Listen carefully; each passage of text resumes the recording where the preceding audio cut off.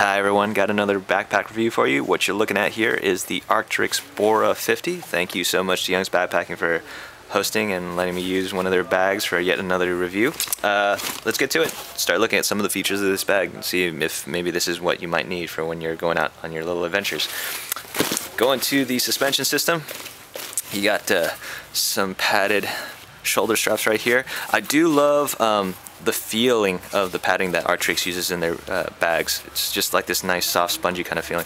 It's a little bit thicker than I would like for shoulder pads, but this tends to be a bag that's going to be used for more alpine expeditions, so if you're wearing like thick clothing you're not going to feel the bulk anyways just because of all the clothing you're going to be wearing, so that's fine.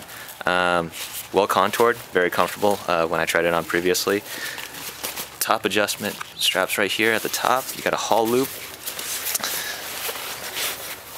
Folding this back, you have a well padded waist belt, kind of big for my taste, but I mean if you're carrying that much gear, this is an appropriate waist belt to be using for a bag this size. 50 liters of gear, you're going to be carrying so much weight that you do want a waist belt this size.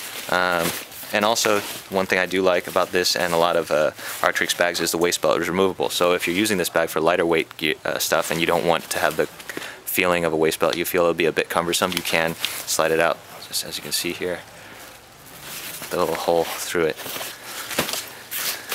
Back padding is nice and padded, same material that's used in the shoulder straps. Do love the feeling, and there's some slight ribbing right here.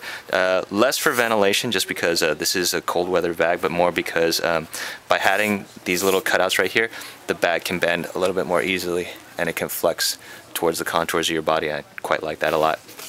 Turning around to the side,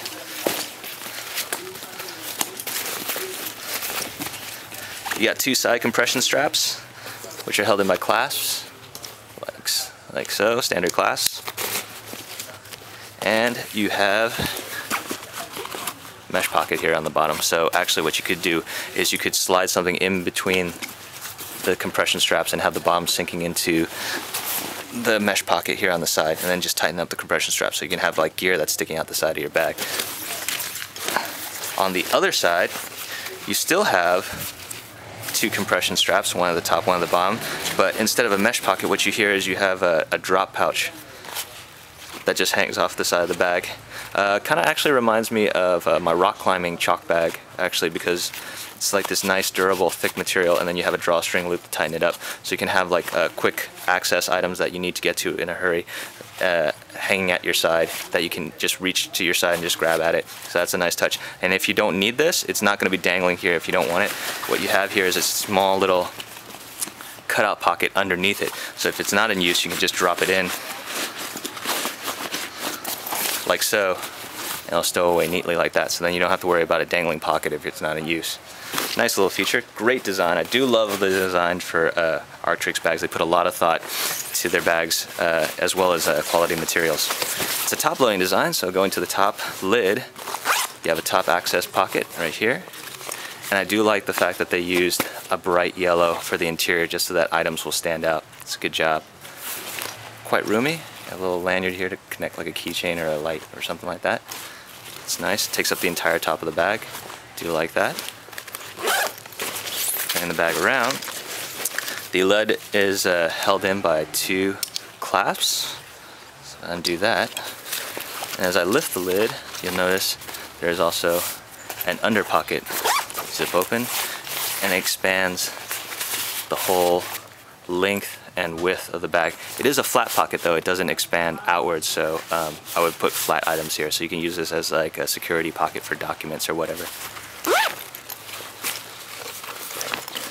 Then, oh, also before I forget, you got dual daisy chains running on either side of the bag here in the front, and then you have these Velcro loops, and at the bottom you have ice axe loops, so then you can loop your ice axe loops through here and then secure it with these Velcro loops.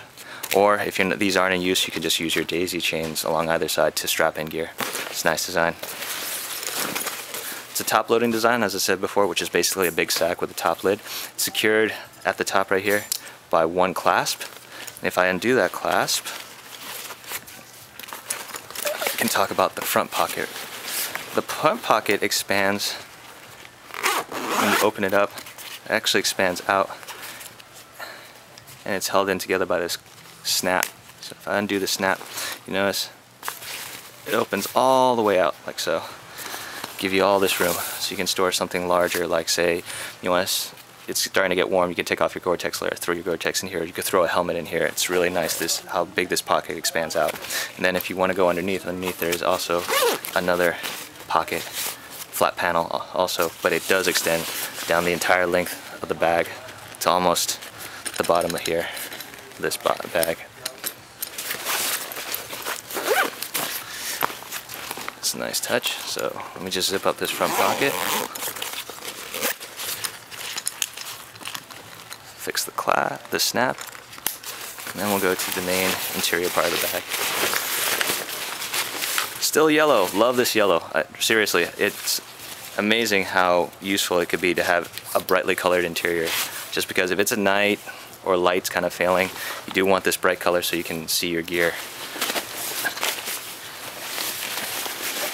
Go into the interior of the bag, nice and roomy, nothing too fancy, just a well colored and expansive, and there is a elastic pocket right here. I wouldn't say this bag is hydration compatible, although it is possible. You could stick a hydration bladder here, but there is no little hole for the loop to go through, so you're gonna have to snake it out through the top here and then sneak it underneath the top lid. But there is that option. You can try that out. I would say this is more of like a security pocket to put other items in. And also, I'll open it up here. You have access to the back panel that provides the frame and structure for the bag. So if I open this up, there is a plastic sheet here with an aluminum stay. Now you can slide out this plastic sheet and use it as a sitting pad. That is an option. However, I don't recommend it just because you don't want to risk damaging the plate. Just leave it inside of the bag. It'll be fine. If you want to, you could take out this aluminum stay and then bend it, but I think it's already pre-bent to a good shape for most users. And also, with this pocket, I would use it probably maybe as another security pocket to hide items in here if I don't want people to get to stuff in my bag. It's not readily apparent to go in here for most people.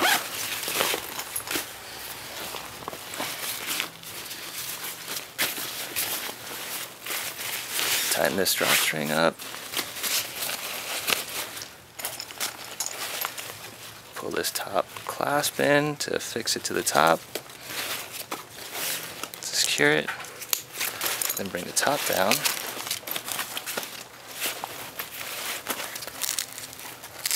Oh, one thing I'm forgetting. I don't know what this is for, but there's a little Velcro loop hole pocket right here that when you open the bottom under pocket of the lid, this Velcro comes out. Not quite sure what this is for, but just wanted to bring it to your attention. Maybe viewers can figure it out. But yeah, there's just like this Velcro opening, as you can see. Stick my fingers through, bring it to your attention. But yeah, that's it. Nice solid bag.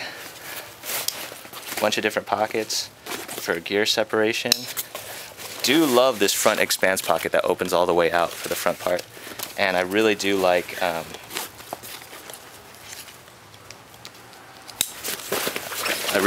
this side drop-in pouch.